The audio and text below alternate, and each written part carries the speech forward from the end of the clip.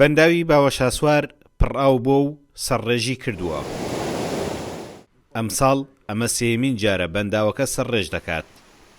ئێستا زیاتر لە 5 ملیۆن مەتری سێجا ئاوی گلداوەتەوە. لەگەڵ سەرڕێژی ئاوەکەدا بڕێکی زۆر ئاو بەفی ڕۆدەچێت و ناچێتە خزمەتی کشتتوکاڵی ناوچەکەوە. ئەم ئاوەکە ئێستا بەفیڕۆ بتوانین لە خواری ئەم بەنداوە پۆندێکی تو دروستکەین گۆڕانکاری بە ئاوەکە بکەین بچێت بۆ ئیتیجاهی دوانزەی مام بۆ ئەوەی تقریبا 1000 دوانم زەوی لە منطقەی دوانزەی مامە هەیە پێویستی بە ئاوەیە دەیمە ئەو زەویە پێویستە ئێمە ئاوی بۆ تەحویلکەین کە جوتیاران سوودی لێ ببین بۆی ئیسفادەی کشتتوکاڵەکە سوودی لێ ببین بۆ لە بواری کشتتوکاڵی. دیوی ڕۆژهەڵاتی بەنداوەکە کە ئاوەکەی لێوە سەرڕێژ دەبێت بە پانی 10 مەتر و بەرزی 2 مەتر هەڵکەندراوە و بەشی زۆری ئاوەکەی لێوە بەفی ڕۆدەچێت. ئەمە چارەسەری گەرەکە.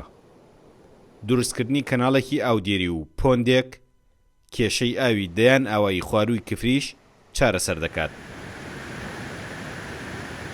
لەگەڵ هەموو بارانێکە ڕێژەیەکی زۆر بڕێکی زۆر لە ئاوەکەمان بە فیڕۆ ئەڕوا لە پشتی ئەو بەریەوە.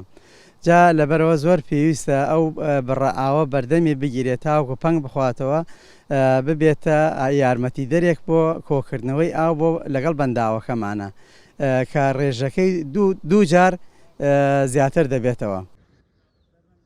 بەنداوی باوەشاسوار لە کفری بەنداوێکی کشتتوکاڵی گەشتیاریە.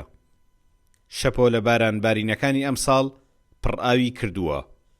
هاژەی سەرڕێژبوونی ئاوەکە و پەنگ خواردنەوەی ئاو لە ناو بەنداوەکەدا دیمەنی جوان بە گەشتیاران و ئومێدی ساڵی هاتیش بە جوتیاران دەبەخشێت.